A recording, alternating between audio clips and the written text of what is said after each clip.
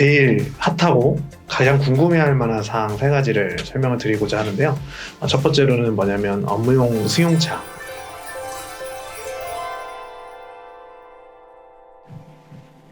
안녕하세요.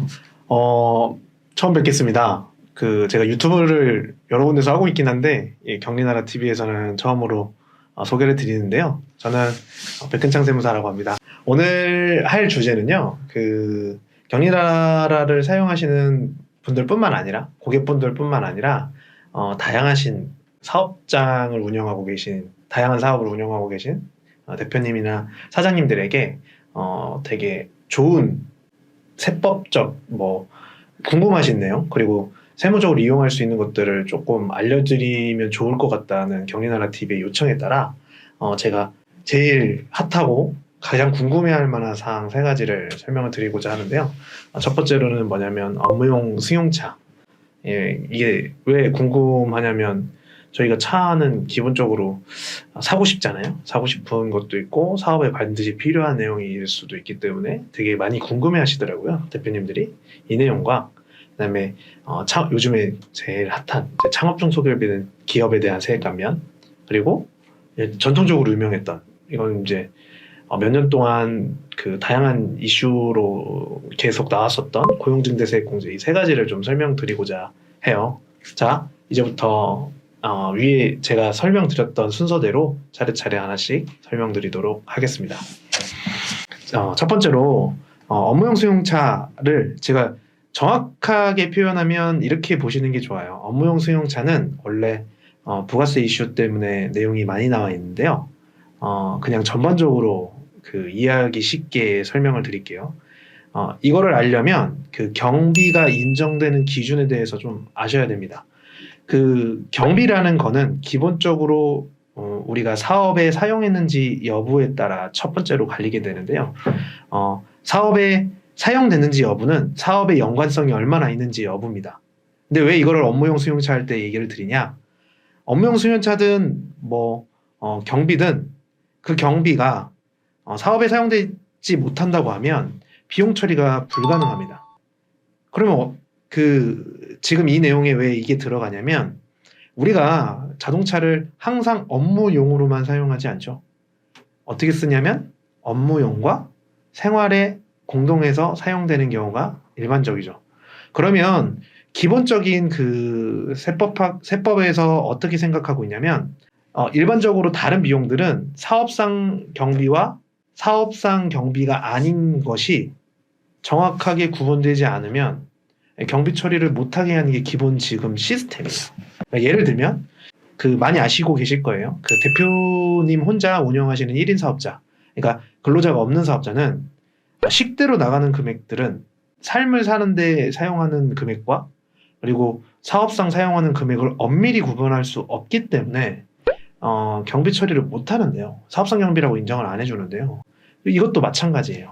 사업과 업무용으로 정확하게 구분하지 못하면 빼야 되는데 그러기에는 금액이 너무 크다 보니까 각종 제재 사항이 붙어서 일부의 금액을 인정하는 시스템이 업무용 승용차의 경비 처리의 기본적인 로직입니다.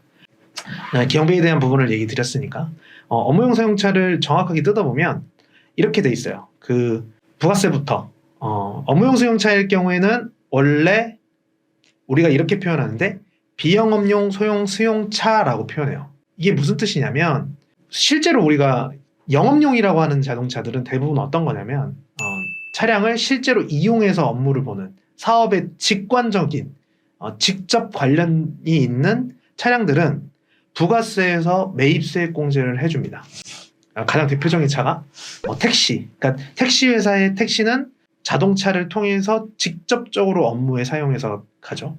그럼 반대로 얘기하면 출퇴근용으로 사용하는 자동차 이런 거는 업무에 직접적으로 사용되는 게 아니라 부수적으로 사용되는 거죠. 그런 경우는 부가세에서 매입세 공제를 못 받게 돼 있어요. 근데 우리가 흔히 아는 9인승 이상 자동차 또는 화물, 트럭, 밴, 그러니까 코란도 스포츠 차량 같이 무슨 픽업 트럭 같은 형태 그런 차들은 부가세 적용을 받을 수 있게 해줬습니다. 기본적인 취지는 이런 차들은 사업에 사용될 가능성이 되게 적다고 판단해서 매입세 공제를 받을 수 있게 세팅이 돼 있는 거죠. 자, 주의하실 게 개별 소비세를 부과하는, 그러니까 개별 소비세를 부과하는 차량 대부분 뭐냐면 실제 승용차라고 하는, 우리가 세단, 뭐 SUV, 삶을 사는 용도로 사용되는 것들은 개별 소비세가 나가거든요. 반대로 뭐 화물차, 뭐 택시 이런 차들은 기본적으로 개별 소비세가 들어가지 않기 때문에 그런 차들을 기준으로 나눠보시면 좀 이해하시기 편할 겁니다. 자, 두 번째, 경비 인정에 대한 부분은 이렇게 보시면 돼요.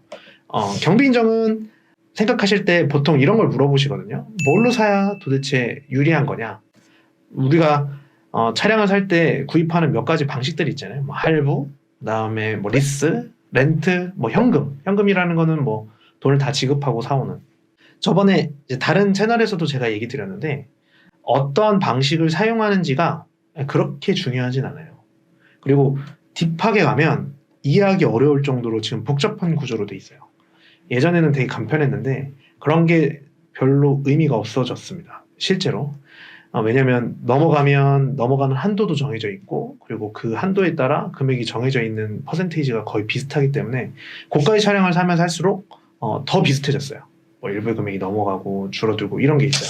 하지만 이제 좀 팁을 드리면, 아까 제가 경비를 인정할 때는 이게 업무용인지 업무용이 아닌지를 구분해야 될 필요성이 있다고 그랬잖아요. 그 부분이 좀 주의해야 될 내용인데, 다른 건 이제 전반적으로 비슷해졌는데, 만약에 고가의 차량을 샀는데 그 고가의 차량이 사업에 사용되는 게 맞다면 업무용과 업무용이 아닌 거를 구분시켜 주셔야 됩니다. 이 기준은 연기준으로 1,500만 원 기준이에요. 뭐 차량 사는 금액과 차량에 관련되어 있는 모든 비용 통틀어서죠. 그렇기 때문에 방금 말씀드렸던 그 기준을 빗대서 내가 사용하는 금액이 1,500만 원 이상일 것 같다. 세세하게 설명드리진 않을게요. 그냥 대략적으로 전반적인 금액이 초과하는지만 생각해 보세요. 1,500만 원이 초과할 것 같다라고 하시면 앱 같은 거에 그 차량 운행 일지를 적어주는 그런 시스템이 있거든요. 아니면 별도로 뭐 종이를 쓰셔가지고 업무에 사용되는 차량 운행 일지를 꼭 작성하셔서 비용 처리를 적당히 받으실 수 있게, 적정하게 받을 수 있게 최대한 노력하시는 게 중요할 것 같아요. 자, 마지막으로 어떻게 하면 이 부분을 적용받을 수 있냐? 비용 처리나 부가세든. 부가세를 하실 때는 아까 말했던 해당하는 비영업용 소형 수용차 외에, 그러니까 영업용 승용차이거나 8인승 이상 차량 이런 거일 경우에는 반드시 해당하는 자료를 적용받기 위해서 세금계산서나 신용카드, 현금 영수증들을 받으셔서 그런 부분들을 부가세 적용받을 수 있게 노력하시는 게 중요할 것 같고요. 만약에 세무사님을 수임하고 계시거나 위임하고 계시면 세무사님에게 해당하는 자료를 전달해서 이 해당하는 부분을 매입세 공제해달라고 요청하시면 될 것 같고요. 그 다음에 경비에 대한 부분은 어떻게 하면 되냐면, 법인세 신고하거나 종합소득세 신고할 때 해당하는 자료, 그러니까 차량을 운행하는 운행 자료, 뭐 관련돼 있는 리스 계약서, 리스 상환서, 또는 할부했으면 할부 원리금 내역서, 이런 것들을 제출하시거나 그 부분을 비용으로 바꿔서 직접 적용하시면 편하실 것 같습니다. 업무용 수용차는 우리가 사용하는 금액 중에 대다수의 금액에 해당하기 때문에 제일 중요한 인건비, 그 다음에 차량 관련한 비용, 그 다음에 임차료, 이런 부분들은 전체 비용 포지션에 큰 부분을 차지하기 때문에 그런 부분 적용하실 때 주의하시면 더 좋을 것 같습니다.